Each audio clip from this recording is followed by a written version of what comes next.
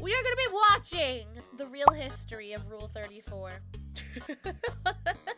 Oh boy. As one does, and I stumbled upon something kind of weird. You see, BioShock Infinite had just had its 10th anniversary, so people online were talking about it again, mostly just reminiscing how popular the game was and how it kind of dropped off the map in recent years. Heck, I played it on day one and I barely ever think about it anymore. And that seems to be the common experience for most people. But one tweet about it in particular stuck out to me. It was actually a repost of a viral meme that had been made the year prior, and it goes something like this. BioShock Infinite was one of the most hyped games of its time, but its only lasting legacy was that the part of its main character was responsible for several breakthroughs in 3D. I have definitely seen this character before. And if you are going to tell me I have never seen that girl in my whole fucking life, if you are a Twitter user, you are a liar. The animation.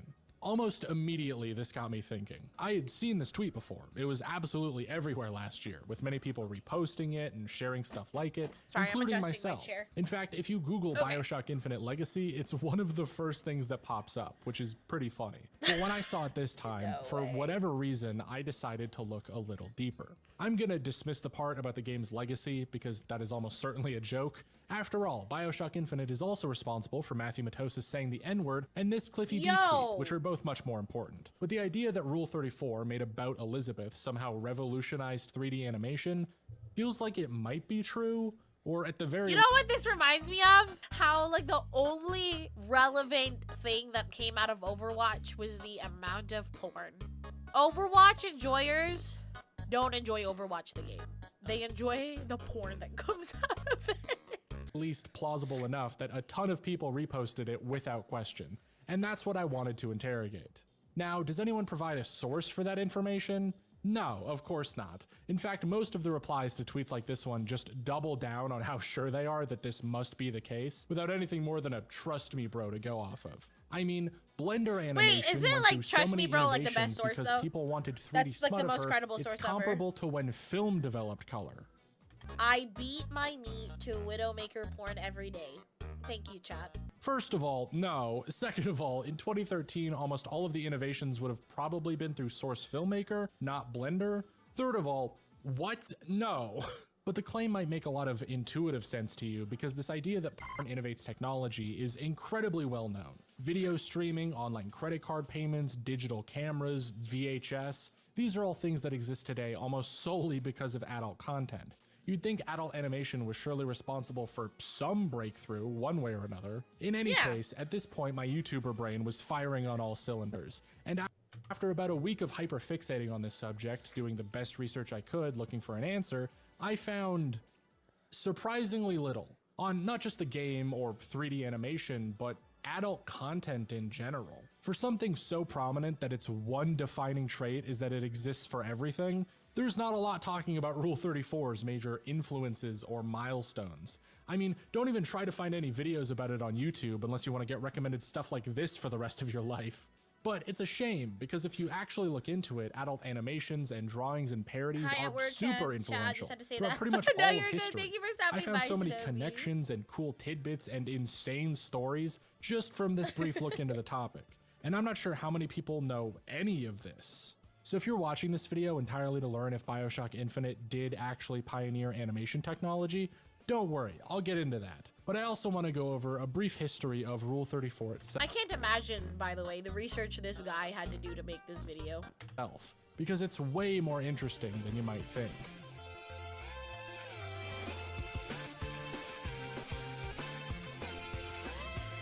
Now, really quick, I do know that making a video like this one is a bad idea because YouTube currently has a sniper trained on my position just waiting for me to show a butt.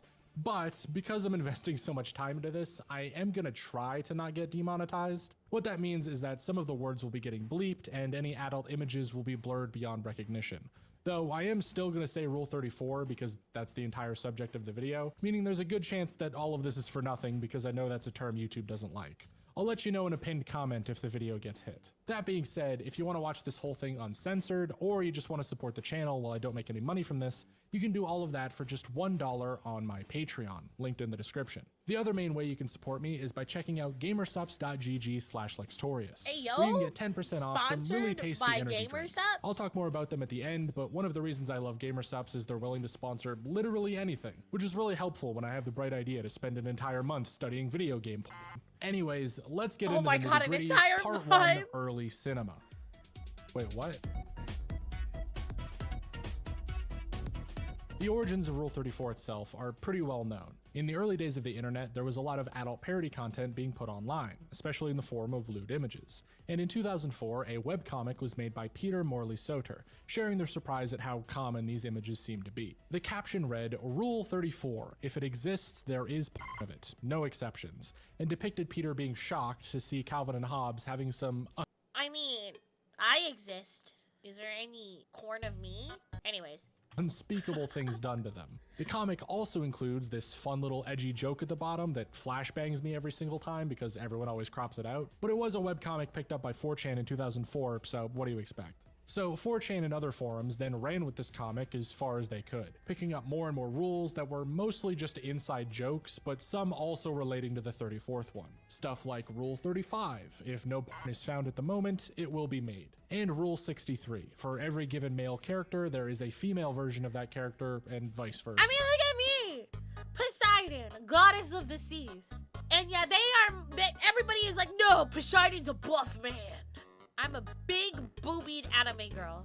But right off the bat, I'm gonna separate Rule 34 as a meme from Rule 34 as a category of art, because while the meme is popular itself, its history is really boring and short, and I've covered most of it already. I mean, fun fact, the Wikipedia article for it is shorter than the script to this video up until this point. No, what I and most people are looking for when we type Rule 34 into the search bar of an incognito window is any X-rated parody content that isn't live action. You see, parody is already one thing, but the P word is still associated with real people doing the deed, and we don't really have a good English equivalent to something like hentai. So if someone outside of Japan makes an adult drawing of a character, there isn't really a good term to describe it, besides cartoon porn, which just sounds weird. And all of this just kind of led people to call any non-live action Western erotica Rule 34. The big distinction still being that it has to be based on a pre-existing character, though some people will ignore that too sometimes. Either way, if you're talking adult parody content, that has existed since forever.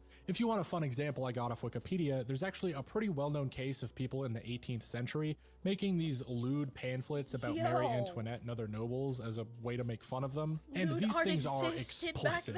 One of the more famous ones, titled The Royal Dildo, includes such great lines as, "Oh rage, despair, my poor little mighty queen, sorry I'm in my menu, but Hercules was fucking me in your antechamber. So why the daggers? Has some fucking ghoul finally given you the clap?"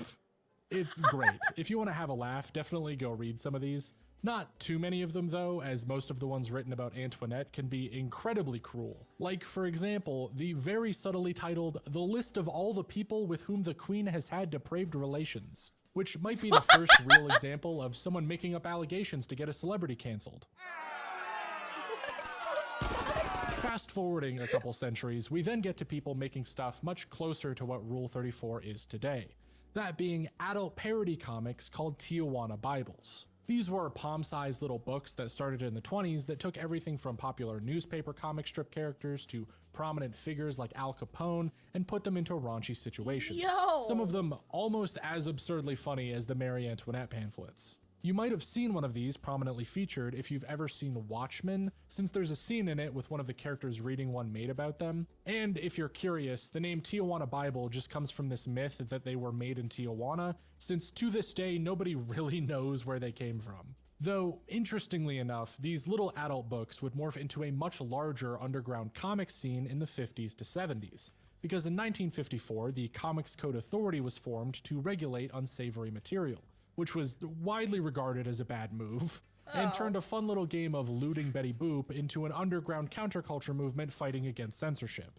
This comic scene, now spelled with an X, was somewhat mixed in with gay rights activism and punk subcultures, having a major focus on satirizing existing cartoons and prominently featuring sex, drugs, and anything else the Comics Code Authority didn't like. Censored? Is that a And lady? on top of being the direct inspiration for a lot of more mainstream works, like the animated sequences from Monty Python's Flying Circus or the entirety of Howard the Duck, the scene also led to the first X-rated animated movie, Fritz the Cat. Directed by Ralph Bakshi, probably most famous for the 1978 Lord of the Rings movie, or that one time they dunked on Corridor Digital for their shitty AI anime video, Fritz the Cat took the underground comic strip character of the same name and had them, as the BBC so eloquently puts it, attend drug-fueled steal guns from corrupt cops, set his college on fire, find himself in the middle of a race riot, and blow up a power plant. Now, despite how many people on Twitter might call that based, the MPAA saw it as pornographic, hence the X rating. But it did become the highest grossing animated independent film of all time, so who cares what they thought? True. Bakshi's underground animation would then prove to be a huge influence on basically everything ever. There's no proof of this, but almost every article you'll read in the guy links his success to the future creation of adult animated works like The Simpsons, Family Guy, and South Park. And much more easily provable is that his studio was one of the first places that animators like Bruce Timm, John Kricfalusi, and Andrew Stanton worked, who went on to create these little-known projects called Batman the Animated Series, Ren and Stimpy, and Finding Nemo. So yeah, some of the most beloved animated franchises of all time can be traced back to people drawing cartoon characters having sex with each other back in the 20s. As a brief aside, at around the same time that Fritz the Cat was releasing, there was also this really interesting moment in copyright law. Exciting, I know, but stick with me. It all started when one Dan O'Neill, former cartoonist for the San Francisco Chronicle, started his own underground comics collective called the Air Pirates back in 1971. A collective named after a group of Mickey Mouse villains, they produced comics showing the Mouse and Friends getting absolutely freaky with the express intent of pissing Disney off. Even going so far as to give copies of their comic to the son of a Disney chairman who spread them out on the table of a board meeting. Disney, of course, calmly responded with a lawsuit to the tune of several $100,000 that lasted 8 years and cost them $2 million in legal fees. There's a great article detailing the entire legal battle I'll link to, but the long and short of it is that the Air Pirates lost, got hit with way too many punitive damages to ever pay off, and instead came to an agreement that they'd never make another Mickey Mouse parody ever again. However, this lawsuit happened while the Copyright Act of 1976 was going through, which Disney heavily lobbied for in order to extend how long they could hold on to the rights of their characters, pretty much to help them in this exact situation. And there's not much proof to suggest they lobbied for the act because of all the porn made of Mickey Mouse, but hey, what are they gonna do if I say that's the case? Sue me? Though, interestingly enough, what the Copyright Act also codified was every YouTuber's favorite, fair use. And years later, another case, Campbell v. Acuff Rose, saw the court rule in favor of fair use, setting a precedent that would have seen the Air Pirates win on the basis of their parodies not being a market substitute for the original. That article that I'm taking this all from goes so far as to call in a copyright lawyer to weigh in, who said, "On general principle, I would agree that the Air Pirates would have won under Acuff Rose, except that I think most courts are too sexually ill at ease to give Air Pirates fair use." Which is a very interesting little look behind the curtain, huh? That one of the main reasons a parody would lose in court is because it contained graphic nudity.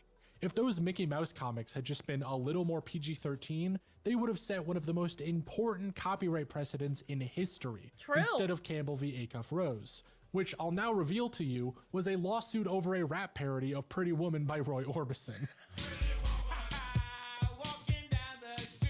Though while Disney was exercising their iron grip on copyright in the West, Japan at the same time had a very similar scene that was unfolding. Doujins, which I've talked about before, just meaning self-published works, were huge in Japan in the 70s, having entire comiket conventions based around sharing people's fan-made doujinshi, which were often based on pre-existing properties and often extremely explicit. The amount of artists that got their start in doujins and the later made for just that? Lord have mercy. go on to make official manga and anime is honestly too high to count. Even narrowing it down to hentai doujins based on pre-existing properties still leaves the list surprisingly long, despite how common pen names and aliases are. I mean, Nanashi started out with hentai of Naruto before making Nagatoro. Oh my god. Azumanga Daioh was made by Kiyohiko Azuma, who started their career with Sailor Moon parodies and whatever this is. Ken Akamatsu made Cardcaptor Sakura and Revolutionary Girl Utena smut before creating Love Hina.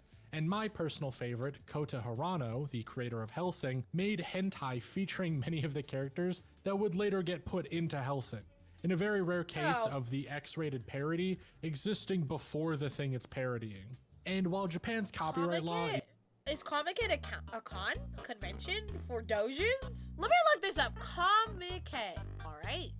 I understand now. Is technically a lot more strict than the US's. A lot of these adult parodies are seen as mostly fine, because Japan doesn't actually have any official equivalent to fair use, but they do classify doujins as something called Shinko Kuzai, a type of crime that only the violated party themselves can ever prosecute, meaning it basically operates on the trust system between the rights holder and whoever is making the doujin. So the letter of the law is still pretty strict, and there's certainly a lot of doujins that would violate it, but as long as you don't directly piss someone off enough that they go after you, you're probably fine. Most of the industry sees self-published works as a good thing, and the culture around doujin parodies is lax enough that most companies don't ever go too far. Well, most companies except Nintendo. Oh, Lord, we're getting into Nintendo. The morning of January 13th, 1999, a young woman in Fukuoka would have her house raided. As they describe, there was no prior warning. On the morning of the day of the arrest, police suddenly arrived and began to search the house. And since it was if there is one company, or maybe even two, you don't want to fuck with, it's Nintendo and Disney. Police, not the local prefectural police. I thought it was a bad prank at first. In the end, I was arrested a little after 1 p.m. They ransacked my house, stuffed everything into cardboard boxes, confiscated everything, and for the first time in my life, I was confronted with a warrant of arrest. I was taken to Kyoto, surrounded by detectives with handcuffs on my hands and a rope around my waist, and a police officer with the rope in his hand following me from behind and making me walk in front of them. Horrible. I learned later that the police had been working on evidence for several months before the arrest and had already been stalking out my apartment since August or September. I had thought that a car with Kyoto license plates was often parked in front of my apartment, but I had no idea that I was being watched. That's horrifying. The jail was cold, the floor was hard, and I was stiff for 2 or 3 days after I returned home. In the end, I was detained for 22 days. 2 days for the arrest, 10 days for the detention, and 10 days for the extension. In addition, I have to pay all the travel expenses for returning from Kyoto, and the transportation costs for the seized items that were returned to me, most of which I was forced to relinquish. Someone called me on the final line. That sounds horrible. This poor woman had been followed by the police for months, raided like she was Pablo fucking Escobar, and then thrown in detention for 3 weeks before being forced to find her own way back home. All the while being reported on by every newspaper in the country in a situation that would seriously upset, if not ruin, most people's lives. So what did they do to deserve this? They made an erotic Pokemon doujinshi. That's it. Apparently Ash Ketchum and Pikachu get a little too friendly in it, but no, they weren't actually arrested for any problematic content. It was entirely copyright. Nintendo found out they violated their IP and just decided to skip any form of warning or normal lawsuit to go straight for criminal prosecution. Which I don't think I have to repeat is incredibly fucked up. Nintendo said they took such extreme measures because this woman was selling her doujinshi via mail order, which they said worried them because children might have been able to buy it, which is a strange thing to say when Nintendo themselves had been licensing an official ecchi Pokemon manga for years at that point. Wait, one really? that shows Ash's dick in Pokeballs. Yo! Nintendo also goes on record to say they weren't trying to make an example out of this woman, they were just trying to protect their image. But I don't believe that for a second. They were absolutely trying to send a message. The same message that Disney was trying to send decades earlier. Don't you dare lewd our characters. And you know what? They were right. Since those major lawsuits, Disney and Nintendo's characters would never have Rule34 made of them again.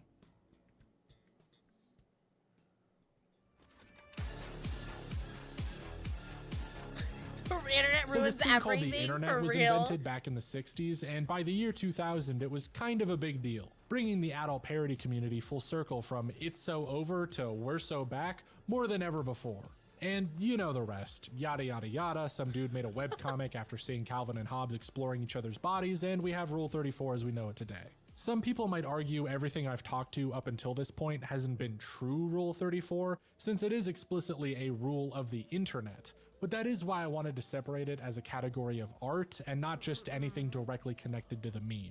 With the internet though, the amount of explicit parodies being made skyrocketed pretty much instantly. If only because Sounds now about anyone right. making comics for themselves in their bedroom could share it with the world and find a community. And two big innovations that facilitated that would be image borus and Newgrounds. The very quick summary of borus is that some of the Newgrounds! earliest forms of online forums were text boards. What These a public website. spaces where people could No, anonymously for real, there's a lot post of whatever they bangers on wanted. Newgrounds. The most popular of these being Japan's 2channel, created in If 1999. you know what I mean. However, as the name implies, these Yeah. were limited to text only. So with the development of technology came image boards, which should be self-explanatory. 2channel actually had their own sister image board, Futaba, created in 2001, unofficially called 2chan, which, as expected, immediately became filled to the brim with hentai and other anime-related images, Yeah. and also later inspired the creation of 4chan in 2003, which became the most popular of all of these by a long shot. Though people on 2chan and other image boards at the time really wanted a place they could collect all those images, since the nature of image boards meant nothing was really permanent or easily searchable, so a user we only know by the name of Albert created an image archiving site with guys searchable always have tags, bangers on comments, it, and a for scoring real. system, and they called it Danboru, after the Japanese word for cardboard. The website went up on May 17th, 2005. I'm sorry, I hate to interrupt, but look how cute. Isn't he? I'm circling. I don't know if you guys see it, but I'm circling my cursor. But that's Cure Sky from Hinagaru. I'm a huge Pretty Cure nerd. Sorry, I really like Precure. I don't talk about it much on the stream, but it's one of my favorite magical girl like franchises ever. That was like the thing that caught my eye. I think this is also Precure right here. Anyways. And people Sorry, I had to immediately nerd out started really sharing quick. all their hentai and other stuff from 2chan on it, leading Oh, to over God! 6 million images it has archived today. Pro tip, if you ever want to find what the first image posted on any of these sites is, they almost always sort them by ID number in the URL. So if you go to any image on the site and then replace the Really? ID number at the end with a 1, it'll usually take you to the oldest post. Danboru's is this surprisingly tame pic of Tamaki Kosaka from Two Heart in her underwear, posted by Albert himself 5 days after the site was created, Oh. which is kinda wholesome if you think about it.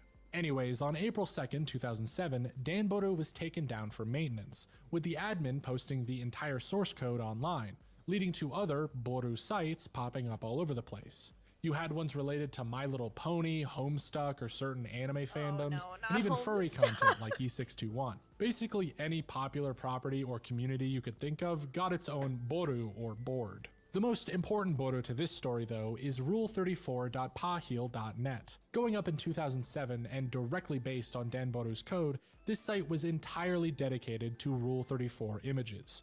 No original content, no weeb shit, nothing safe for work, just explicit images of pre-existing, typically Western characters.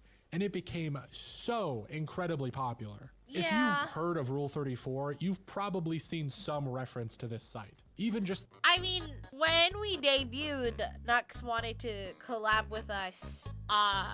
It was like a Rule 34 game show. I think it's on Nux Taku's channel. But Lord have mercy. After that, I'm very familiar with how Rule 34 works. the ugly green color that it uses has become synonymous with X-rated fan art to most people. And the popularity of characters or series can be pretty accurately rated by how many hundreds of posts they have on it. Now, there have been other Rule 34 image boards that have popped up since, but nothing like Pahil.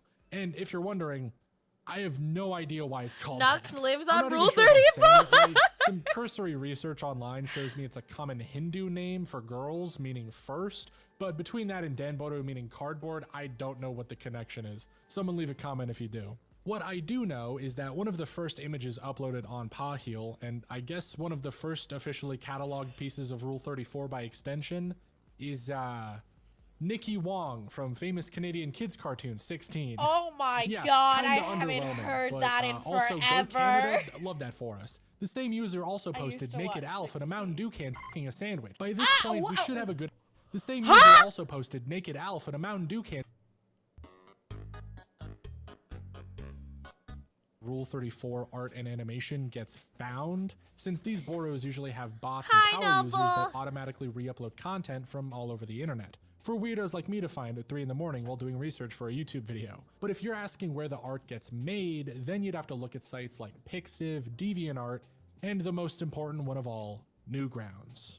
Founded in 1995 by Tom Fulp and opened to the public on April 6, 2000 with its Flash portal, Newgrounds made it big as a website that allowed users to upload art, animation, and games that ran on Flash with no major censorship applied to any of it. I mean, some of the most popular stuff that was ever added were games where you could punch Osama bin Laden in the face, so boobs and butts were more than okay. The only thing a user had to worry about when uploading was making sure that their post got enough positive votes in its early judgment period to stay on the site.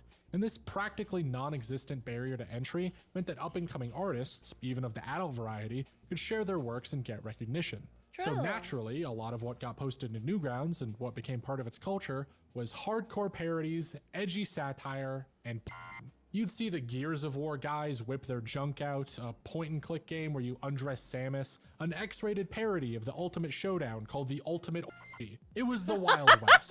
And with early internet humor, usually the raunchier or more offensive something was, the more likely it was to go viral. The connection should be obvious, but Newgrounds was essentially the underground comics movement 2.0. Instead of comic strip characters, people would satirize video games and anime. Mickey and Minnie Mouse weren't the ones drawn doing it, it was the cast of Sonic the Hedgehog. No! The same way Batman the Animated Series and Finding Nemo came from people working under Bakshi, Smiling Friends and BoJack Horseman came from former Newgrounds creators. That And makes sense. outside of the ones who became publicly known, like Aaron Hansen, Chris O'Neill, Zach Hadel, and Michael Cusack, you had the people who furthered adult animation, like Zone. I'm gonna be real with you, if you don't recognize these Teen Zone. Titans videos that Zone made from 2007 to 2009, we can't be friends. Finding this on your parents' laptop while alone in the weekend was like opening the Ark of the Covenant. These explicit animated parodies Zone made were and still are some of the most influential works in the entire space. Their Teen Titans series all went viral, each hitting the top of Newgrounds with tens of millions of views, and it's not hard to see why, because they are all incredibly high quality. They mixing are. in real footage You could honestly tell me this came from the show, and I would have believed you. and voice clips from the show Oh my alongside detailed Flash God. animation, and they all use really popular characters, namely Raven, who single-handedly changed my taste in women forever. Zone didn't even let up. Listen, I know that Raven was a lot of people's gay awakenings, or just awakenings in general, but I keep saying this. My bisexual awakening was Shigo from Kim Possible. After that either. You know that viral TikTok sound with the Animal No! Crossing that took over the internet a while back? Not Yeah, that Anka! was them. They're still going viral on social media almost a decade and a half later. And alongside them came Shadman onto Newgrounds in 2009, Spidoru in 2012, and Derpixon in 2015, becoming what I would consider the Mount Rushmore of adult parody artists on the internet.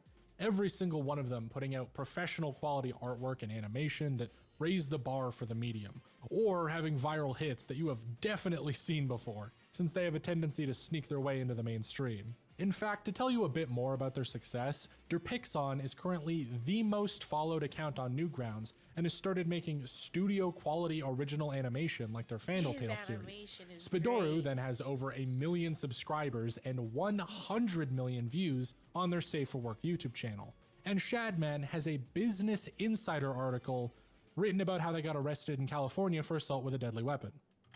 So they're all doing Oh, lovely. great for themselves. Suffice to say, Newgrounds was the next major scene that completely shaped art culture as we know it, and Rule 34 artists were certainly a part of that. To drive the point home as simply as possible, I can guarantee if you can think of a prominent artist online right now, they've probably either submitted something to the Newgrounds portal at some point in their life, or they're heavily inspired by someone who did. Though, as you'll notice, all of the creators I'm talking about here specialize in 2D animation and artwork. whereas this video started off with me looking into 3D. So why don't I back things up and switch to the third dimension? Because there is a reason I didn't talk about it until now. Oh, Lord. To give some brief background on sex in the third dimension as a whole, the first fully computer animated depiction of nudity I could find was a wireframe movie called Metadata made in 1971.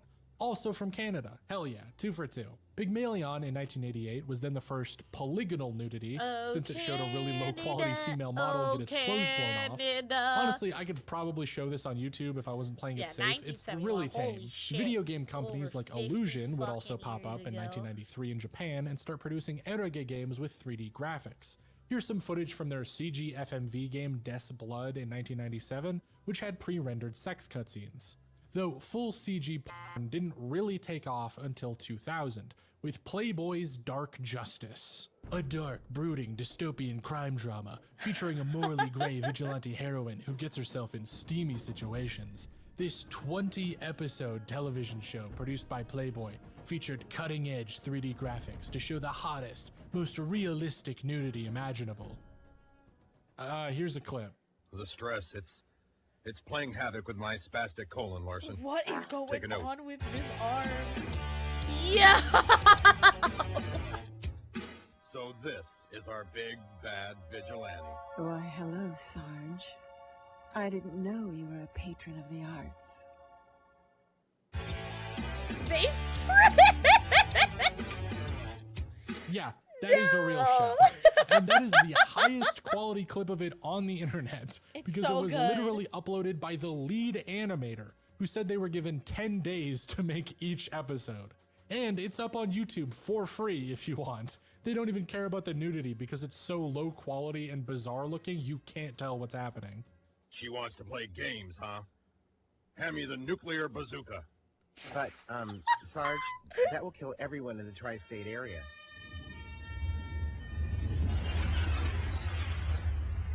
What is this? But none of that is Rule 34. That is all original content. Rule 34 wouldn't really hit the third dimension until the release of Blender, an open source program made free to the public in 1998. And even then, it was sparse, because the whole point of places like Newgrounds was that early Flash animation was incredibly easy to pick up and learn. Anyone with a computer could do it. And even if you wanted to make more traditional drawings and animations, there were more options available to you than I could count. Here's erotica someone made about Zone using Flipnote Studio for the Nintendo insane, 3DS. though. 3D animation, on the other hand, was a pain in the ass, and still is, but like 1,000 times more so before the 2010s, because it was incredibly resource intensive, requiring a monster computer to even run the programs, and unlike Flash or Photoshop or anything else, where you could create these little 2D drawings from scratch, you had to model, keyframe, and animate every single asset every single time without being able to look at the finished product for hours while it rendered. It wasn't worth it, so few really got into making it. Most any 3D Rule 34 for the longest time was really just limited to someone with professional tools like 3ds Max putting out a still CG render of a character they liked. And also machinimas, but that's a whole other topic. Sex mods for video games have been around forever. While doing research, I even found one for The Sims 1 by Eminem Needful Things that came out in 2003, which is also Canadian. Let's go. And in the mid-2000s, people were already recording videos with this stuff. Like one of my favorites of all time, Juicy Bush. Juicy Bush?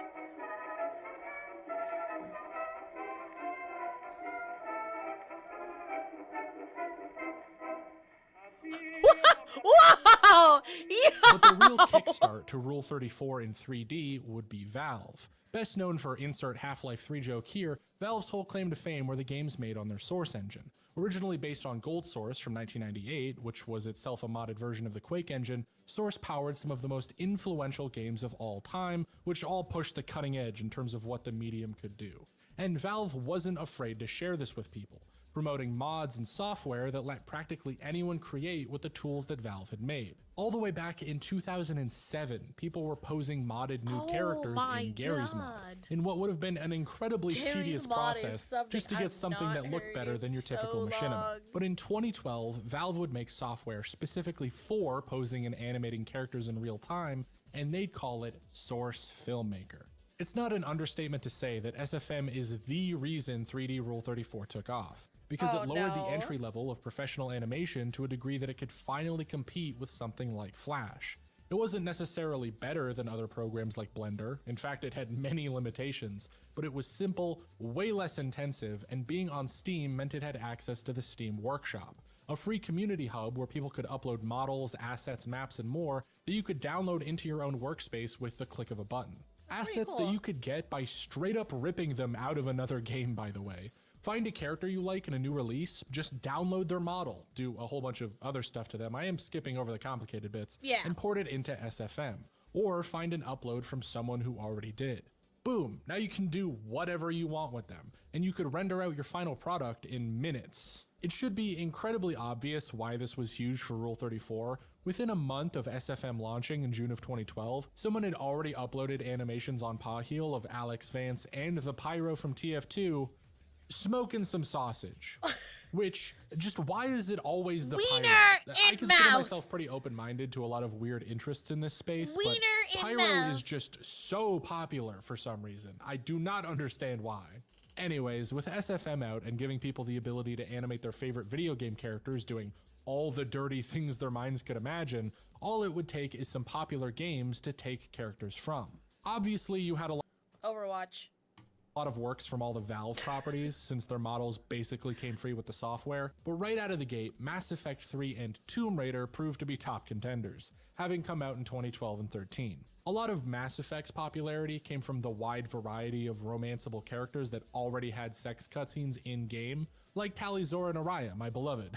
And Tomb Raider's success was even more obvious, considering Lara Croft is the definitive hot girl in video games, and the She reboot had do. given her a She do slick be new hot. redesign and a downloadable model. According to Dark Crow of Studio FOW, which is the biggest adult SFM studio in the world, Lara Croft was one of the first nude models ported to the Source engine at the time that we formed, and from a technical standpoint, the model was good enough Lara- that we could animate her in different poses Lara without Croft the has a joints deforming tall- too much. so Form of Studio animation. FOW used Laura's model to do unchristian-like things in their debut film Unchristian-like Laura in things. Trouble, which has 5 million views on X videos alone. Though I Yo! should note FOW's film also has several articles from major news outlets written about how controversial it is. Because, spoiler alert, it's called Laura in Trouble. She doesn't have a good time. Oh, and one of the articles about this controversy happens to be from the BBC, and I just have to share how terrible it is. The BBC Throughout the whole had thing, an it keeps calling article? FOW's animations machinimas, which, like, sure, but it also includes such hit lines as, "This may all sound a bit shonky and niche, tittering nerds coding in whiffy bedrooms, but machinima porn is more popular and profitable than you might imagine." Honestly, I think after reading that, I'd be more ashamed to be British than to be into SFM, but Shonky? Is that a real word? that's just me. Some other notable mentions in the history would also be World of Warcraft, Street This is very nut shit, chat. Fighter, Resident Evil, and Final Fantasy, which would have been mostly 10 through 13 at that point. Lollipop Chainsaw had a huge run for a while, same with Borderlands, Arkham City, and Skyrim. Really, if there was a female character with an interesting design, Where's in an early 2010 Overwatch? game, When they are got they their gonna model get downloaded, mentioned? undressed, and put into various lovemaking positions with the scout from TF2. Though, as we covered in the beginning, nothing out there was really like BioShock Infinite. Released March of 2013, the same month as the Tomb Raider reboot, as a sequel to what many consider the greatest game of all time, Infinite quickly jumped up the charts of most popular games to make Rule 34 out of, coming close to the number of posts that Tomb Raider was getting on Paheel in the years after launch, and actually outpacing it in SFM animations. Oh my This is God. just speculation on my part, but I'd say the reason is a combination of a couple things. One is that Elizabeth's character design was almost perfect for this type of stuff. She has a very distinct look to her with a simple cel-shaded art style that's pretty easy to make look nice in SFM. Plus, her appearance is constantly changing, using several different models throughout the game that the community ripped out and worked on. Everything from her initial innocent appearance to her more confident look by She the looks end like a to the Pixar femme fatale character. redesign she gets in Burial at Sea. There was a lot of variety you got out of one character that made her interesting to different people. Though, what I would say is more important is that BioShock Infinite, more than any other game I've really mentioned, really focused on Elizabeth as a character. From the beginning of the game's development, Elizabeth was a central piece of the puzzle, with Irrational Games dedicating an entire team they called the Liz Squad to just giving her more animations and interactable objects and ways she can engage with the player and the world. The entire story is focused around her growth, taking as much time as possible to make her seem like a real person with motivations and goals. Plus, even in gameplay, there was this massive push to make her useful and dependable, all in an attempt to get the player to feel emotionally invested. Now, this worked wonders for people just playing the game. A lot of the awards and praise that BioShock Infinite got was because of how real and likable Elizabeth was as a character. But for the people making lewd artwork of her, well, now they could effectively borrow all that emotional investment for their works. Someone watching even a simple looping GIF would add context or backstory to it from their own experience playing the game, which got them more invested in the Rule34, which made them like Elizabeth even more, so on and so forth. Just 7 months after the game's launch, in an AMA on Reddit about the new DLC coming out, series creator Ken Levine would even have a bit of a mental breakdown over this, saying, "Seriously, whoever is doing the Elizabeth on DeviantArt, please stop it. You're killing me. It's like coming across a picture of your daughter. I die a little on the inside with every page view." My God! But, as anyone familiar with the Barbra Streisand effect would know, this didn't cause anyone to stop what they were doing. No! And actually, after Burial at Sea came I out, feel like it made it worse. It's like, guys, stop making porn of the character I made. Everybody makes more porn. even more Rule 34 would get made of Elizabeth. Yep. Now, I'm not saying that this is what caused Ken Levine to basically leave the gaming industry. After all, when he did leave Irrational Games and laid off 70 of its employees in 2014, he said he did it because he was sick of BioShock and didn't want to keep making the same game over and over again. However, after I read that, I checked the trailer for his new game, Judas, and that is just BioShock again. Ken Levine just lied to me. So I'm saying he shut down Irrational because of all the Elizabeth and nothing but defamation. There is no concrete proof, but I think we can strongly speculate that was probably the reason. I'm just saying. God, I love the internet. Don't we all? Lawsuit or $20 will stop me. Also, as a fun counterexample to Ken Levine freaking out on Reddit, there's this very sweet DeviantArt post from one of the concept artists for BioShock Infinite, where they saw so much Rule 34 of the Lutece twins, who they designed, that they put out a style guide on how to draw their underwear. Here's my favorite line. So base! I'm not one to discourage this sort of thing. No, I have sketchbooks full of really mysterious stuff from high school, but I figured I might as well give everyone a leg up with a more detailed guide to Rosalind. He's Lutece's helping potential them! undertones. I've seen a ton of drawings of her in corsets from a good 50 years before her time, and I needed to step in. I do not know if this counts as fan art or not, since I'm the one doing it. Whatever. Research or die, motherfuckers. So, BioShock Infinite was a massive success, with massive amounts of Rule 34 made about it, that even reached the people making the game. Did it massively influence 3D animation? This part of the video was admittedly the toughest to do research on, because how do you prove or disprove something like this? I could pull up the user numbers for Source Filmmaker and show there wasn't a big spike around Infinite's release, and Blender's numbers don't really show any different. But Rule 34 is only a small portion of total users anyway. Okay, well, how about I tell you that from 2013 to 2015, BioShock Infinite had 1,500 posts made about it on Pahil, whereas Mass Effect had over 5,000, still Holy outnumbering shit. Infinite 3-1 if you narrow things down to stuff made in SFM. Does that prove anything? No? Okay. I would at this point go through individual 3D animators' pages and try to find advancements that way, but this is where we get to why I never brought up Source Filmmaker until now. Most of the stuff made with it is gone. You see, despite me hyping it up so much, Newgrounds actually had this funny little rule regarding 3D animation. One of the major policies on Newgrounds since its inception was that you had to have created everything you uploaded, which seems fair enough. There were parodies and transformative uses of existing copyright aplenty, but why not try to keep blatant content theft to a minimum? However, the way Newgrounds defined this was that if you made a 3D animation, you also had to have personally created every model and asset within it too. Which, as we just went over, I see. And a lot of these people were basically using models from each other, right? Like one person would make, let's just say, like the example he used, the Freddy Fazbear model, and now everybody's using the Freddy Fazbear model in their 3D animations. Well, they technically didn't make it, so yeah, the models were ripped from the games. Yeah, what have we lost? SFM animators did not, so most of it was banned from the site. In fact, still written into Newgrounds' terms of service is the line, "If you did not create the character models, please do not share your piece in the art portal.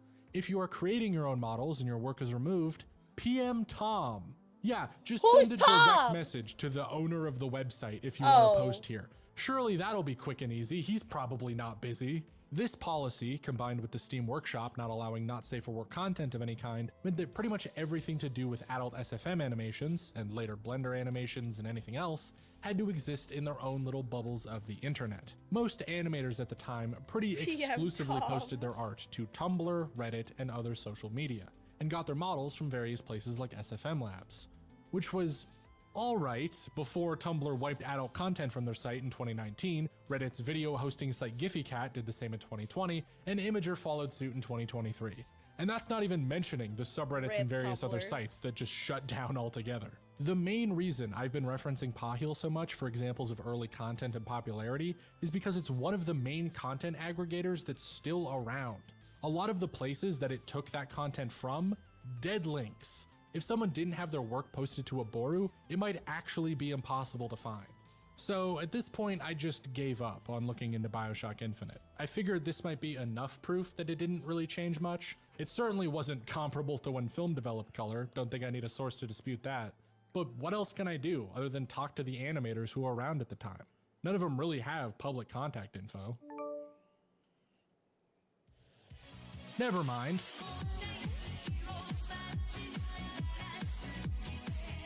I personally messaged about a dozen artists and animators for general research on this video, and most This guy of them is dedicated. didn't respond to my DMs. But of the ones who did, two are very important to this discussion. May I present to you Lord Aardvark and Fugtrup, two adult 3D animators. Ah, who not there only we predate go. Source Filmmaker The entirely, Overwatch. starting out with The Gary's Overwatch mod back in, 3D like, models are 2011, out. but were pretty foundational for both SFM and BioShock Infinite Rule 34. The first animations made about Elizabeth in the weeks after the game came out were from them. Lord Aardvark actually made some of the first nude models for Elizabeth on SFM Labs in 2014, and Fugtrup has several Oh of the my most God. popular BioShock Rule 34 posts on Pahil, and the most popular Source Filmmaker posts on the site, period. If you want to talk about any breakthroughs that BioShock had in 3D animation, these are literally the people who would be responsible. And so I asked them, what do you think of this tweet? Yeah, I hate this tweet because I feel like the person doesn't know what they're talking about. I've never heard anything remotely like that. Every tool that 3D pornography uses has existed before. I don't know of a single case where R34 animation required a technological breakthrough. 3D animation has been around for ages. We all use tools that every 3D artist uses. Okay, that was a very clear answer. Yeah. And Lord Aardvark actually just replied to me with a meme they made about how much people have sent them that tweet, before saying, Right, so really it's more of a meme. Fun tale to tell, like how porn won the VHS wars, but the reality is that porn animation co-evolved with the rest of the scene. When people think of jiggle animation, they think of things like titties and butts, but the reality is that tech was built for more innocuous things. For example, the jiggle bones in Source that widely popularized the jiggly boobs and whatnot were originally built by Valve for the antlion wings that jostle about when they move. We simply co-opted the tech. So considering both of these people independently Makes gave me the same sense. response, I'm gonna say we finally got our answer. BioShock Infinite was popular. Not the most popular, but it was up there. And the people who made Rule 34 of it didn't single-handedly innovate 3D as we know it, but they learned pre-existing techniques, adapted them to fit, and then improved on them. When the Elizabeth model became available, it certainly brought a lot of new animators into the scene, and naturally this resulted in a surge of fresh content. However, I would argue that the Mass Effect models such as Liara and Miranda, and to a lesser extent the Lara Croft reboot model in 2013, were responsible for bigger breakthroughs. I remember those models were innovative, and their presence led to a huge surge of content creators on sites such as Digital Arrow. Everyone had the Mass Effect models. I'm not so sure Elizabeth ever became as popular as Liara. If you look at what Fugtrap And now all the Aardvark and any jiggle of the other physics SFM are animators inside. They doing are! today, you'll see this Look! massive improvement in their field, where people found something they liked making and used it to hone their skills and get better. Rule 34 artists have always been scrappy, creative people who worked around limitations to make something good. They shared models and resources and used what they had to push their own boundaries. I mean, taking jiggle bones from the Half-Life 2 antlions and turning that into boob physics, that's impressive. That Why is! don't we celebrate and give recognition to that instead of just making stuff up? If you want proof of how hard these people are working to make 3D models look sexy, Lord Aardvark even sent me an entire white paper someone wrote about penetration technologies that were implemented in a not safe for work game that's out on Steam. And another artist I reached out to, Scudbutt, sent me a furry animator who is constantly posting all their different methods, including my favorite tweet of all time, the NSFW 3D animators, they work really fucking hard. I think this video had actually just like made me appreciate them more, because I'm not gonna lie, chat! I have seen my fair share of those animations, and they're pretty good. I didn't know it was like this complex. They are cooking, they are. Splatbox. There is serious thought going into improving adult 3D animation, and every day people have been raising the bar in the space. Not just because of one game, not just because they wanted to see smut, but because they wanted to make art. These animators don't need to be responsible for several breakthroughs in 3D animation to deserve recognition for their hard work. Just look at what they've made and let it speak for itself. Though if you want to see some real crazy shit, we haven't even gotten to Overwatch. Yes! Released in 2016, I knew it, chat! Brought you World of Warcraft and what The Guardian The describes fact as a Overwatch frat boy has their workplace own culture. section in Overwatch this is video a is multiplayer hero crazy. shooter that owes all of its success to the fact that every character in it is hot. Do I have any facts to justify that Here claim? we go. No. Is there an entire Wikipedia article dedicated to all the made about it? Absolutely. The day the game was announced on November 7th, 2014, people already... I was honestly like getting kind of mad that Overwatch was not mentioned up until this point, but I'm so happy that he like dedicated an entire section just for Overwatch. Did erotic fan art of the main characters, which isn't unusual. The same thing happened to BioShock Infinite. However, a year before launch, while the game was still in beta in 2015, people started ripping the models and making animations with them. The first one I found being from Puposterous, who is now a very successful animator in the space. And these early animations were surprisingly great, because just like how BioShock and Tomb Raider had coincided with the release of SFM, Overwatch's beta had come out around the same time that other 3D software started to get good. You might have noticed I had skipped over all the other animation software people were using over the last couple years. There were quite a lot of works made with 3ds Max, Maya, Mercy, and my Blender. beloved. Some that looked miles better than the competition. mommy but right all of there. those programs were much more complex and still took about 100 times longer to render than SFM ever did. So the bulk of what was being made was through that. But as technology caught up, people's computers got more powerful and more artists just started the process of learning full 3D, SFM would get quickly outpaced. Blender 2.8, which would promise massively improved real-time editing, full physics systems, and a complete overhaul to the UI, was announced the same time as the Overwatch beta. And during that beta, artists like Eloas were already putting out animations with Maya that looked way my more like the lord! quality stuff people joke about Overwatch having today. Plus, those SFM animators now had several years' experience under their belt to show off with this new game. Blender and Eevee are responsible for lowering render times and allowing for such advances as soft body physics and fluid collision. SFM was a very archaic, albeit useful, piece of software even when it was released in 2013. It was never in a stable state. Blender is continually supported and has received a lot of good updates over the years, making 3D easier than ever to make. It was this really seamless combination of this roster of very attractive characters with high quality models, with people learning more complex 3D software that allowed for better results, that led to the boom of 3D Rule 34 that we saw in 2016. It took less than 6 months after launch for more content to be made from Overwatch than has ever been made of BioShock ever. It also became the 11th most searched term on the hub, period, in 2016, and in 2023 it currently has just about as many posts on Pahil as everything else made with Source Filmmaker combined. Again, it's tricky to prove or disprove this stuff, but if you want to talk about a game's Rule 34 having an impact on 3D animation, Overwatch blows every other game out of the water. It's not even close. I'd even go out on a limb and say that at this point, if there's any game whose legacy is mostly defined by Rule 34, it is Overwatch. Few True. games have had an impact so large and an adult fan community so thriving. You've got hundreds of thousands of likes on social media posts, tens of millions of views on animations, and the animators behind it are all making thousands a month on Patreon.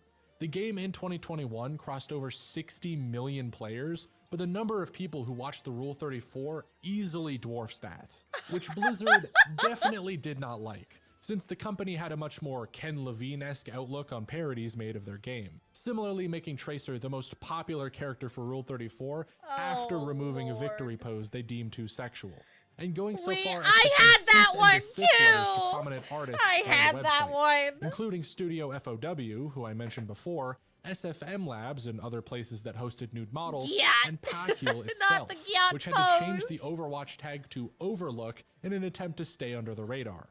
Funnily enough, in the exact same way they changed the Pokemon tag after similar complaints from Porky Nintendo. Man.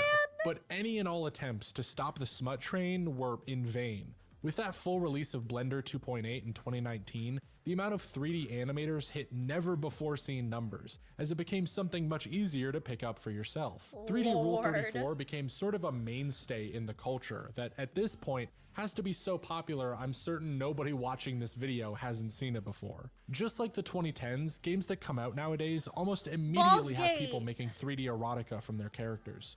You had The Witcher 3 and Metal Gear Solid 5 back in 2015, Breath of the Wild and the new Resident Evils popped off online, and you've probably heard this one before, but the Final Fantasy VII Remake even had so many animations made of it that during a Zoom meeting with an Italian senator, someone put one on display for a full 30 seconds before it got taken down. Risultati della ricerca medica e scientifica, insieme alla loro repentina accessibilità.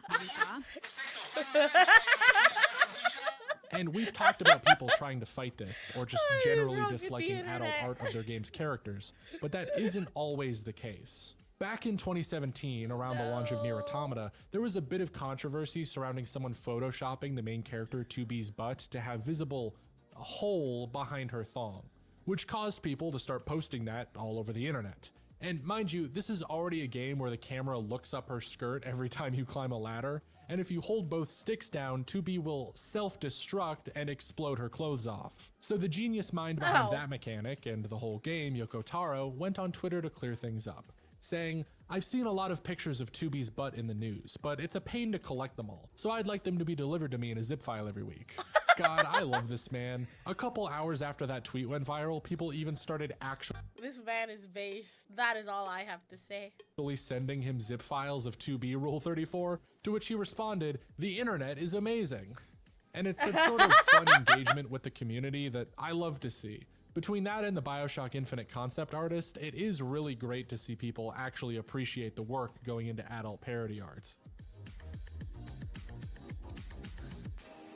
Because it's not going anywhere. If there's one thing we know for certain, it's that year after year, Rule 34 has only gotten more popular and more well-known and more searched for. With games like Fortnite integrating every character they can, we're seeing those characters drawn in loot situations on a much larger scale. Every time a new hit like Overwatch comes out, people are going to make better and better adult animations of it. Yet for all of that popularity and success, it is bizarre how much of this history seems to go unnoticed or undocumented. Really, the only reason I made this video is because I just wanted to fact check one simple, seemingly easy to prove statement, and I had to literally reach out to some of the people responsible in order to get an answer. It should not have been that difficult. No hate to the original poster, by the way. It is a very funny tweet, and I'm not trying to make this some big takedown of what is obviously a joke. I just thought it was funny how many people sort of believed it and how little is actually written about it. And it's a shame, really, because we just went over how much has actually been influenced by adult artwork and parodies, how it shaped copyright law and started the careers of well-known animators. There's so many real milestones and achievements that could be celebrated instead of obviously exaggerated ones. But that would require any of this info to be talked about or easily available. You can feel free to look through my references page and see just how many links are using the Wayback Machine because the original source got taken down. either because of copyright complaints or the website hosting it suddenly not wanting to be associated with porn. After what we saw with the air pirates and that poor Doujinshi artist, it's no wonder nobody fights for their work to stay up, but I don't even know how you'd track any of it down without being obsessively interested or just being around when it happened. Adult content in general has just always had this problem where it's treated as disposable, as something fun in the moment to enjoy, but never something thank you so much for the 4 months. Keep track of or think any deeper about. Thank If you. you're an adult artist, I it's appreciate highly you. likely your work can just get obliterated from the internet with no recourse. And that's just how it goes. The amount of online spaces where you can share not safe for work content feels like it's shrinking every day. I mean, I opened this video by telling you it has a good chance of getting demonetized and kicked out of the algorithm for even bringing up this subject. Even though, to me at least, all of this is really interesting. This history is fun to go through. And I didn't even scratch the tip of the iceberg. I didn't even cover adult fan fiction or the rest of the hentai scene or the thousands of other artists that were a part of this space that all contributed to its success. Here is a list of just some of them I found that I didn't mention in the video. Oh my now, god. obviously, a lot of adult content isn't gonna hit the mainstream. I don't expect people to talk about this stuff at the water cooler at work or anything. But I think it would be cool if we could have a bit of a more mature discussion about any of it. Yeah. Or if people were a bit more interested in spreading and preserving this info. Because otherwise, it might all just be gone one day. Let's not kid ourselves. Most people watch porn. I know it, you know it, there's a couple asexual Me watching porn?